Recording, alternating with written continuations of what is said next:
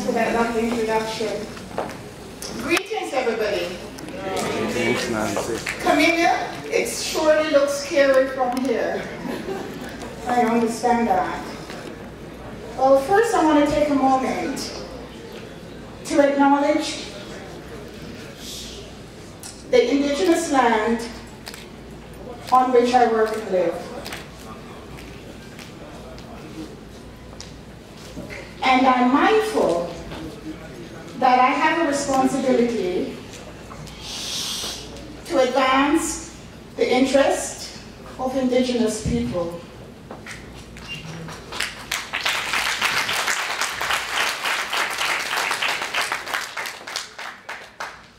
On behalf of Humber College, thank you. Thank you for being here. Thank you for your continuous support of the Black Action Defense Committee's effort in enabling our young Black people as they pursue education. So I spent the last 4 weeks trying to quiet myself enough to hear the whispers of the community, the Black community. And I invited my friend and comrade, Dudley Laws, to guide me in deciding on a focus for the talk today. Thank you, Kingsley, for sharing a number of themes that are relevant to us as Black people at this historical time. Well, for those of us privileged enough to have spent time with Dudley Laws, you will know what I mean when I share with you how once he whispered to me when I asked him about a presentation I had to deliver, Nance, that's what he called me, start with a Longfellow. Certainly the quote I share will bring memories for some of us of our early school days in the Caribbean. And if you have Caribbean parents or grandparents, you may be familiar with the stanza. So the poem is lengthy, but I'll only read 2.5 lines. And I ask you to join me as I dedicate these 2 lines to Dudley. The heights by great men and women reached and kept were not attained by sudden flight, but they, while their companions slept, were toiling upwards through the night. Henry Wadsworth Longfellow. So in short, I think Dudley was reminding me that getting to the top and staying there requires patience, perseverance, determination, consistent hard work, and self-care. I'm here to tell you that there are no shortcuts. But my goal this evening is to have an intimate conversation with you on the impact of anti-Black racism on our psychological and physical well-being, and hopefully to share some coping strategies to mitigate this onslaught. I start by reading the journal entry of one of our community daughters, Dr. Roberta Timothy, who teaches at York. And she wrote, outside in public, smiling, dressed real fine, manners on point. I am well schooled on how to be respectful, how to take up space, how to use silence when necessary. Traveling home on TTC, listening to music to drown out my day, filled with injustices from the minute I left my sanctuary 10 hours earlier.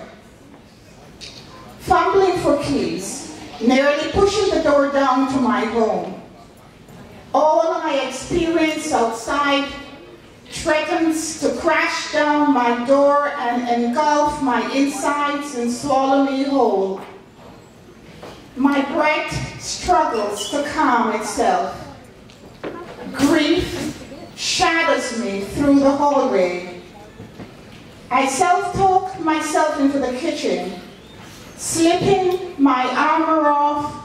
My thick silver bangle hits the floor. The sound awakening me to reality. I am home. I sit still for a minute and contemplate how I will go out again to face the monster of anti-black racism. I drink my tea quickly and begin to make dinner. February 9th, 2018. Surely, many of us in this room this afternoon have had similar days. You may ask, what is anti-black racism? The term was coined by our own Dr. Akua Benjamin, one of the stalwarts of BADC, to describe the unique type of racism that people of African black descent experience in Toronto. The Black Health Alliance and the Ontario Human Rights Commission identify anti-black racism as policies, practices, rules rooted in Canadian institutions such as education, healthcare, and justice that mirror and reinforce prejudice, stereotyping, and discrimination towards people of black African descent. How does it manifest itself? And the earlier skit was an example. In our unemployment, in our underemployment, and our overrepresentation in the criminal justice system. The fact that black people, African people, experience a particular type of racism is not new. Frantz Fanon, a psychiatrist that hailed from Martinique, was well beyond his time when he addressed in his book, The Wretched of the Earth, the impact of racism on the mind. One cannot talk about racism and its impact without making note of Frantz Fanon's groundbreaking work in this area. But this led me to come to more current situations. I took a quick look at Patricia Williams' work on spirit murder. Williams, a black American lawyer, was going home one evening and she saw a scarf for sale in a store window. She wanted to purchase the scarf for her mother. The store was located in a neighborhood where the doors of stores were kept locked and one had to ring a buzzer to get in. Some of us might be familiar with these stores. Buzzers were installed in many stores to keep out black youth wearing sneakers and hoodies, or so we thought. Through the glass front of the store, there was a young white girl sitting at the counter who responded to Williams by mouthing, "We are closed." Patricia Williams came to understand that her exclusion was based on racial stereotyping, of which one type is the idea that blacks are all dangerous criminals. And I think this story brings us to pause. Often, we think that the black people who are being shot or mistreated are the others. This stereotype results in a fundamental disregard for our lives and dehumanizes us, resulting in what Williams called spirit murder. These two stories, Dr. Timothy's and Patricia Williams, are symbolic of everyday racism. For us, as Black people, racism is ordinary. So what is the impact? What is the impact of these daily microaggressions and not so subtle racism that we, our children, our loved ones, our friends experience? Anti-Black racism impacts our psychological and physical well-being. I'll share just a few impacts. The ongoing onslaught of racism produces feelings of unworthiness. As a human rights investigator, that's what I do between my 9 to 5, I'm reminded when Black faculty or staff reports to me that they are invisible, their co-workers pass them in the hallway as if they aren't there. This same phenomenon exists in our children's classroom. Mom, I had my hand up and the teacher did not call on me. Eventually, the child stops putting their hand up. Self-worth wounded. I'm not good enough. Spirit murder.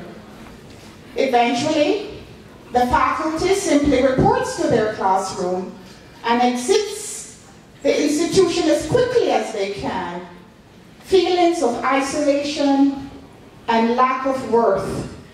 Spirit murder. Now, as a people, we've had to build resiliency and toughness to survive. And often we do so to the point that we no longer acknowledge when and where it hurts. But failure to recognize the pain and hurt does not make the pain or the hurt go away. And often, they manifest in anger, depression, or loss of life's joy. Medical reports show that these attacks on our psyche can cause an increase in cardiovascular, neuroendocrine, and immune system stressors, which over time lead to heart diseases, high blood pressure, and cancer. The research indicates that over 40% of Black men and women have high blood pressure. A recent study shows that Black people living in Canada are almost 2 times more likely than white Canadians to be treated with disrespect. Frequent experiences of disregard and disrespect are linked with a greater chance of overall poor health.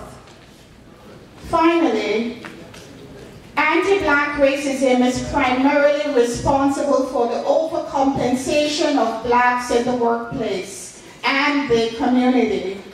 You know the mantra, we have to do more and we have to be better than everybody else.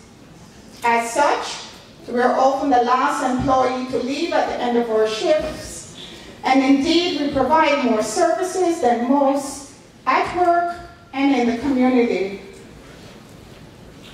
But you need to know that this persistent overextension of ourselves for long periods results in various health issues and burnout.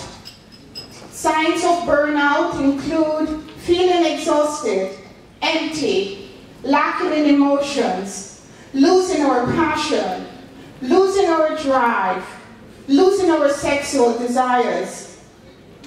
This relentless overextension of self can become addictive, self-destructive, and soon I determine our worth and value by doing more and more. I'm inviting you to stop. And as my mother would say, I know the same day the leaves fall that they turn brown. We cannot give what we don't have, and we cannot show care when we are constantly running on empty. So what can we do to mitigate some of this onslaught? Well, there's nothing new under the sun. And as a people, we have all inherited the gift of connecting with the Spirit. Sometimes we forget. So, in respect of time, I'll offer 3 strategies. Nothing new. 1, for our children, it is important that the home is their sanctuary. It must be safe psychologically and physically. 2, it's important that our young black children have role models. You don't have to go very far. The Black Action Defense Committee is the home of several men and women of great repute and excellence. I know they would be willing to give a hand when needed. For my own child, Dr. Chris McLeish, and as a sole support parent, Dudley Laws, Colin Kerr, God bless their souls, and Logue were men who supported visibly my son in school. They rarely missed an event. Graduation from kindergarten, make it a big thing. Graduation to high school, make it a big thing. Reach out and ask for help. Ask and it shall be given. There are studies that show that the higher our spiritual engagement, the less impact racism has on our minds and bodies.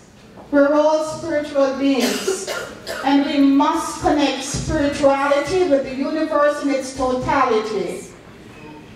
I am reminded that we fight not against flesh and blood, but against spiritual wickedness in high places.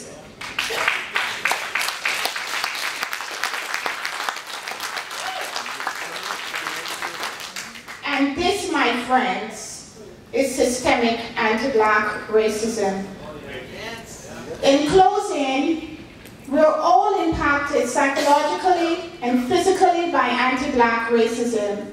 In fact, all races are impacted by anti-black racism. It is indeed a challenging road, but we are not rendered helpless. Never. Reach out and ask for help.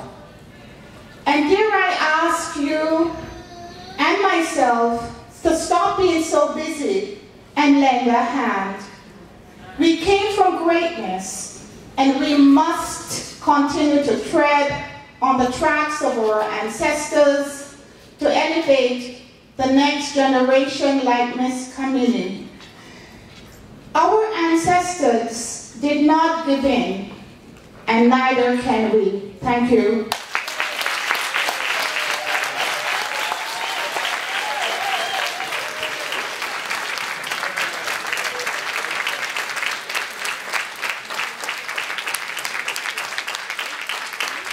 Yes, give it up, loud and proud.